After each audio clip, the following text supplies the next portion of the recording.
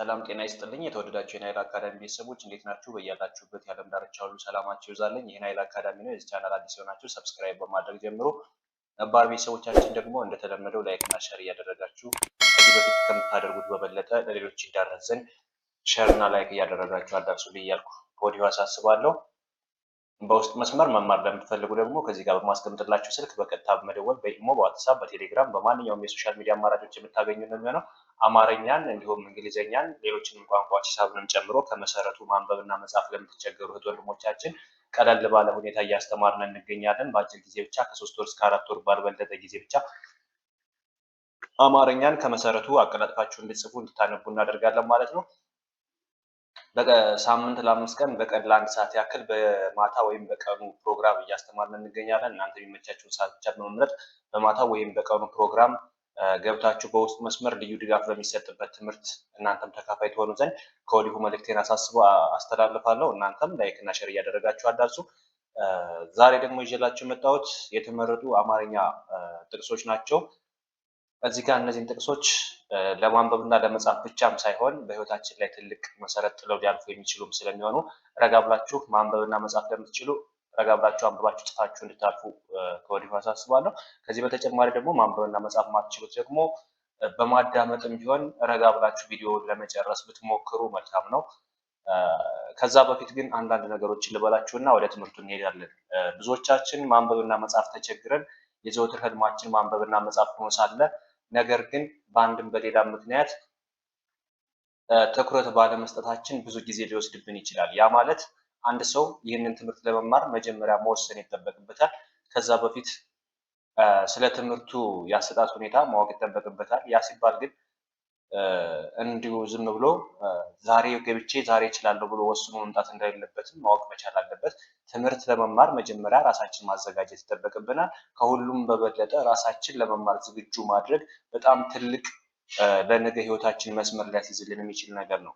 ያም ሆኖ ከመጣም በኋላ ደግሞ ይህን ያህል ጊዜ መቆየት አለብኝ ብለን መወሰንን ሳይሆን መምጣት ያለብን ምናልባት በዚህ ያህል ጊዜ እችል ይሆናል፣ አንብቤ መጻፍ እችል ይሆናል፣ ማነብ እችል ይሆናል ብሎ ራስን ማዘጋጀት ጥሩ ነው። ለሁሉም ነገር ውሳኔ ያስፈልገዋል። ውሳኔ ካልወሰነ ምንም ያህል አስተማሪ ጋር ብንቆይ ላናውቅ እንችላለን። ያ ሲባል ግን ራሳችን ዝግጁ ማድረግ አለብን። ለሁሉም ነገር ለችግሮች ተጋፋጭ መሆን እንጂ ችግሮችን ሸውደን ለማምለጥ የምንሞክር ደካሞች መሆን የለብንም። ስለዚህ ማንኛውም ይህን ቪዲዮ የሚከታተል በውስጡ መማር የሚችል ሊሆን ይችላል። አሊያም ደግሞ ቪዲዮ ላይ የሚማር ሰው ካለ ያለምንም ተስፋ መቁረጥ ራሱን ዝግጁ አድርጎ ከጀመረው ለመጨረስ ትዕግስተኛ ሊሆን ይገባል።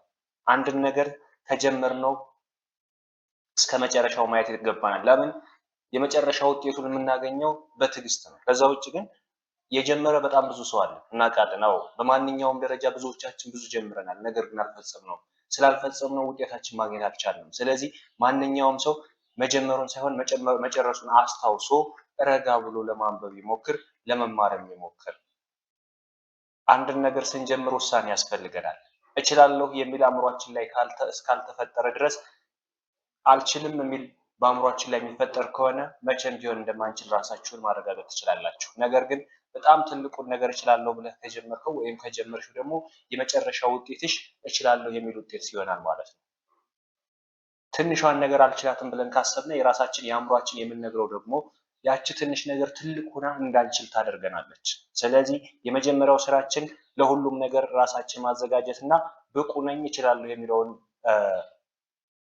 የወደፊት ራዕይ ማዘጋጀት ይኖርብናል። አሁን ወደ ውድድር ላድርገውና መጨረሻ ላይ አንዳንድ አስፈላጊ የሆኑ ነገሮችን የምነግራችሁ ይሆናል። አሁን ቀጥታ ወደ ትምህርቱ ነው የሚሄደው። ረጋ ብዬ አነብላችኋለሁ። እናንተ እኔ ከማንበብ በፊት ቀድማችሁ አንብቡ። ከዛ በተጨማሪ ደግሞ አንብባችሁ ጽፋችሁ ቴሌግራም ግሩፕ አለ፣ እዛ ላይ አስቀምጡልኝ። እያንዳንዱን እያረምኩ የምልክላችሁ ይሆናል። አሁን ቀጥታ ወደ ትምህርቱ እንሂድ። አብራችሁ ይቆዩ። እዚህ ጋር እንደምታዩቸው የተዘረዘሩ ወደ 9 ያክል አጫጭር አረፍተ ነገሮች በጣም አስተማሪ እና ወሳኝ ጥቅሶች ናቸው። ቀጥታ ወደ እነሱ ነው የምንሄደው። እንደምታዩት እንዴት ይላል አይደለ? እንዴት ይቅርታ፣ ከዚህ በፊት የማንበብ የመጻፍ ስልቶችን ልንገራችሁ። የመጀመሪያው የማንበብ ስልቶች ምንድን ናቸው? 3 የተለያዩ የማንበብ ስልቶች አሉ። አንደኛው እና የመጀመሪያው ፊደላትን ነጣጥሎ ማወቅ ነው። ሁለተኛው ፊደላት ከየትኛው ቤተሰብ እንደመጡ ማወቅ ነው። ሶስተኛው ደግሞ ስንተኛ ድምጾች ናቸው የሚለውን በደንብ ማወቅ ይጠበቅብናል። ስለዚህ ዝርዝር ጉዳይ መጨረሻ ላይ እነግራችኋለሁ።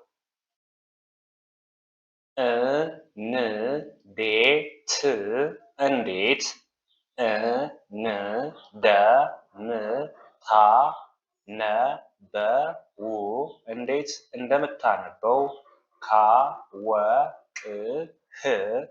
ካወቅ ሰው ሁሉ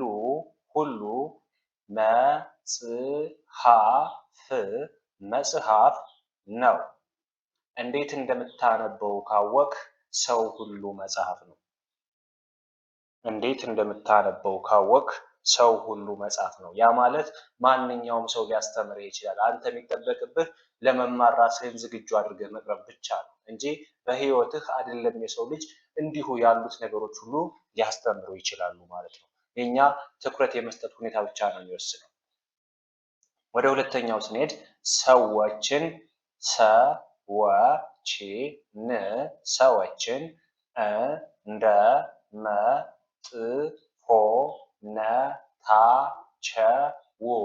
እንደ መጥፎነታቸው ሳይሆን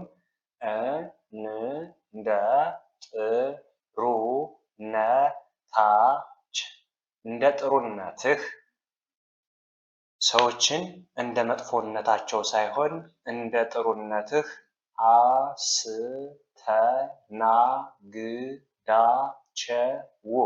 ምንድን ነው የሚለው? ሰዎችን እንደ መጥፎነታቸው ሳይሆን እንደ ጥሩነትህ አስተናግዳቸው። ሰዎች ሲመጡ ወደ አንተ በጣም ብዙ መጥፎ ባህሪያትን ይዘው ሊመጡ ይችላሉ። ነገር ግን አንተ ወይም አንቺ ስታስተናግዳቸው ደግሞ እንደ ጥሩነትህ እንጂ እንደነሱ አመጣጥ መሆን የለብህም። ምክንያቱም የነሱ የራሳቸው ባህሪ ነው፣ አንተ የራስን ባህሪ ተከተል። ወደ ጥሩ ውጤት ከሚመሩ መንገዶች ሁሉ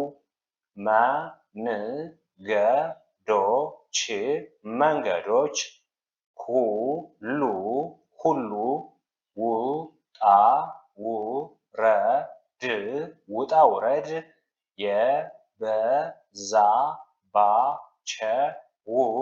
የበዛባቸው ናቸው። ምንድን ነው የሚለው? ወደ ጥሩ ውጤት የሚመሩ መንገዶች ሁሉ ውጣ ውረድ የበዛባቸው ናቸው።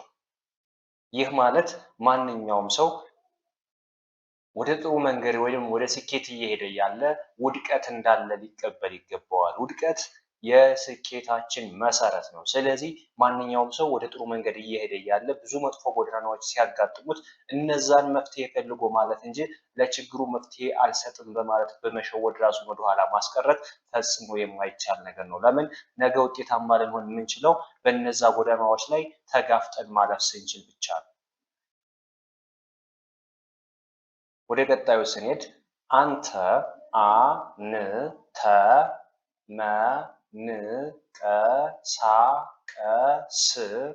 መንቀሳቀስ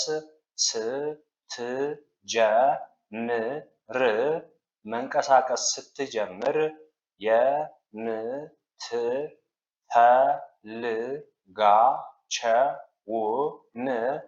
የምትፈልጋቸውን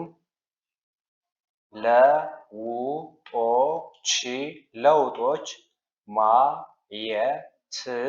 ማየት ትጀምራለህ።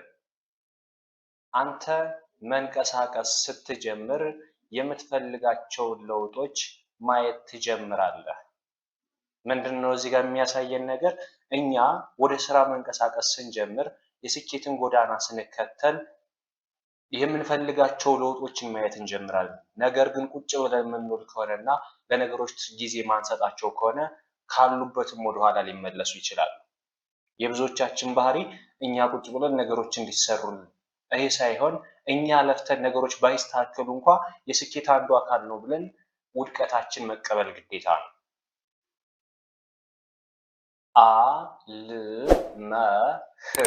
አልመህ ታስቀምጠው አልመህ የምታስቀምጠው ሳይሆን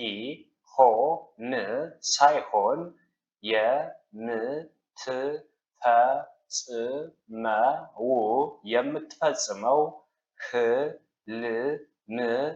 ህልም አልም ህልም ማለት እቅድ ማለት ነው።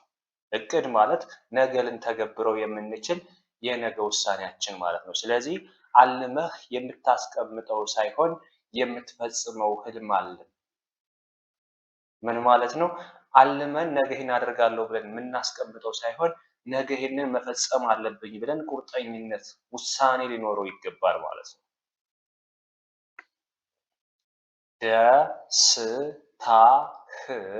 ደስታህ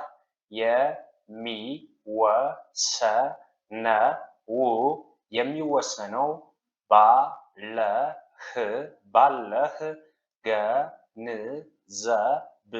ገንዘብ ሳይሆን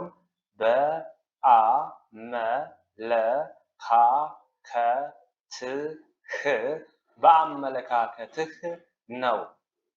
ደስታህ የሚወሰነው ባለህ ገንዘብ ሳይሆን በአመለካከትህ ልክ ነው። ብዙዎቻችን በጣም ብዙ ገንዘብ ሊኖረን ይችላል፣ ነገር ግን ደስታን አልገዛልንም። ብዙዎቻችን ከኪሳችን ላይ ገንዘብ ላይኖር ይችላል፣ ግን አመለካከታችን በጣም የተሻለ ስለሆነ ብቻ ደስተኞች እንሆናለን። ልዩነቱ የገንዘብ ሳይሆን የአመለካከት ነው። ደስታ የምንፈጥርበት የአመለካከታችን ልዩነት እንጂ የገንዘብነት ልዩነቱ አይደለም። ስለዚህ ማንኛውም ሰው ባለው መደሰት መቻል አለበት ማለት ነው። ልክ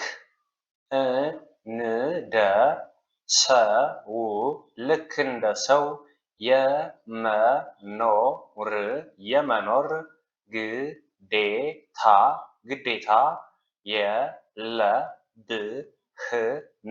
የለብህም። ራስህ ሰው ሆነህ ኑር። ምንድን ነው የሚለው? ልክ እንደ ሰው የመኖር ግዴታ የለብህም። ራስህ ሰው ሆነህ ኑር። ሰው የመሰለውን ሆናለሁ ብለህ ወይም ሰው የሆነውን ሆናለሁ ብለህ ለመጣር አትሞክር። አንተ መሆን ያለብህን ብቻ ሁን። ነገ ውጤታማ ትሆናለህ።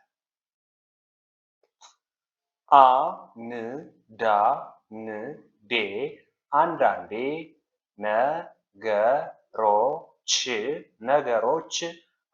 ነገሮች አልፈው ትዝታ ሲሆኑ ብቻ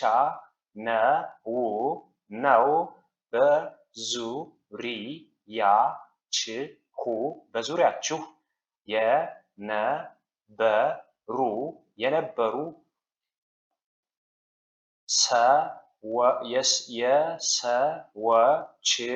የሰዎች ዋጋ የሚገባን።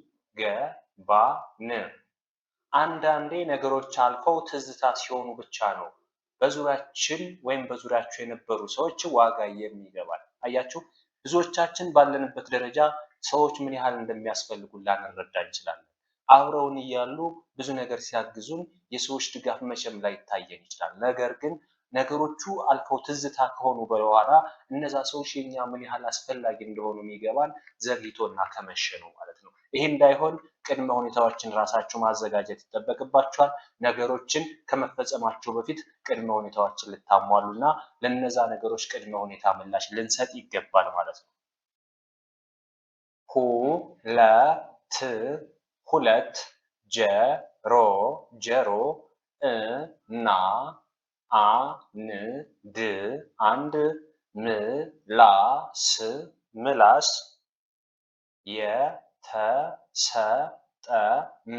የተሰጠን ከምናወራው በላይ አድማጭ ሆን እንድንሆን ነው። ምንድነው የሚለው? ይሄ ደግሞ ሁለት ጆሮና አንድ ምላስ የተሰጠን ከምናወራው በላይ አድማጭ እንድንሆን የታሰበ ነው። አብዛኞቻችን ከምናዳምጥ ይልቅ ብናወራ የሚቀለን፣ ምናወራውም እንኳ የእኛን ስሜት ለመግለጽ እንጂ ለሰዎች ምን ይጠቅማል፣ ለሰዎች ምን ይጎዳል ብለን ሳይሆን ዝም ብለን የራሳችን ስሜት ማራመድ ስላለብን ብቻ ነው። ስለዚህ ማንም ሰው ይህን ነገር ማዳመጥ ወይም መናገር ያለበት ምን ለማድረግ ነው? መናገር እንኳ ቢኖርብህ ወይም ቢኖርብሽ መናገር ያለብሽ ለዛ ሰው ለምናገረው ሰው ምን ጥቅም ይሰጣል ነው እንጂ እኔ ተናግሬ ያልፍልኛል ተብሎ ነገር አይኖርም። ስለዚህ ማንኛውም ሰው ሁለት ጆሮና አንድ ምላስ የተሰጠው ሁለት ጆሮ በቁጥሩ የበለጠው እንዲያዳምጥ የተደረገ ነው። ብዙ ከመናገር አድማጭ መሆን ይቀላል ማለት ነው። ከዚህ በተጨማሪ ወደ መጨረሻው አካባቢ ነግራችኋለሁ ያልኩት ነገር ምንድን ነው? አንደኛ እያነበብነ እየጻፍነ ፊደላትን እያወቅነ በሄድነ ቁጥር ነገሮቹ ደግሞ አንዳንድ ሊመሰቃቀሉብን ስለሚችሉ ለእነዚህ ትክክለኛ መሰረት ያለው ትምህርት እንይዝ ዘንድ የመጀመሪያው መሆን ያለበት ፊደላትን እያንዳንዱን በግልጽ ነጣጥለን ማወቅ ይጠበቅብናል። ከዛ በተጨማሪ ፊደላትን በግልጽ ነጣጥለን ካወቅነ በኋላ ደግሞ ፊደላቶቹ ስንተኛ ፊደል ናቸው፣ ከየትኛው ቤተሰብ የመጡ ናቸው ብለን ማወቅ ይጠበቅብናል። እያንዳንዱን ፊደላትን ወደ ቁልቁል መቁጠር የዘወትር ልማዳችን ሊሆን ይገባል። ከዛ በተጨማሪ ፊደላትን ወደ ቁልቁል ቆጥረን ወይም የስንተኛ ቤተሰብ እንደሆኑ ካወቅናቸው፣ ከየትኛው ቤተሰብ ነው የመጡ የሚለውን ካወቅነ በኋላ ድምፃቸውን ደግሞ በጣም አስፈላጊውና የመጨረሻው ቁም ነገር እሱ ላይ ስለሆነ የፊደላትን ድምፅ ስንተኛ ድምፅ ናቸው፣ አንደኛ ድምፅ፣ ሁለተኛ ድምፅ፣ ሶስተኛ ድምፅ፣ አራተኛ ድምፅ፣ አምስተኛ፣ ስድስተኛ እና ሰባተኛ ድምፆችን በግልጽ ማወቅ ይጠበቅብናል። ያ ሲባል የአንደኛ ፊደሎች የራሳቸው ድምፅ አላቸው፣ የሁለተኛ ፊደሎች የራሳቸው ድምፅ አላቸው፣ የሶስተኛ ፊደሎች የራሳቸው ድምፅ አላቸው። የሁሉም እያንዳንዱ ፊደሎች የራሳቸው የሆነ የጋራ ድምፅ አላቸው። ስለዚህ እነዚህን የጋራ ድምፃቸውን ካወቅነ አማርኛን አገጣጥመን ለማንበብ ወይም ለመጻፍ በጣም ቀላልም ስለሆነ እነዚህ ልትጠቀሙባቸው ይገባል። ከዚህ በተጨማሪ ወደ መጨረሻ የምላችሁ ነገር ምንድን ነው? ማንኛውም ሰው መስራት ባለበት ሰዓት መስራት ይኖርበታል። መሳቅ ባለበት ሰዓት እንዳያለቅስ ማለት ነው። ጊዜያችን እስካጠፋነው ድረስ ትምህርት ላይ ከሆነ ትምህርታችን በጥሩ ሁኔታ ልንከታተልና በራሳችን ልናነብ ይገባል። ማንኛውም ሰው ወደ ትምህርቱ ሲመጣ፣ ማንኛውንም መማር የሚፈልግ ሰው ሲመጣ ራሱን ዝግጁ ማድረግ አለበት።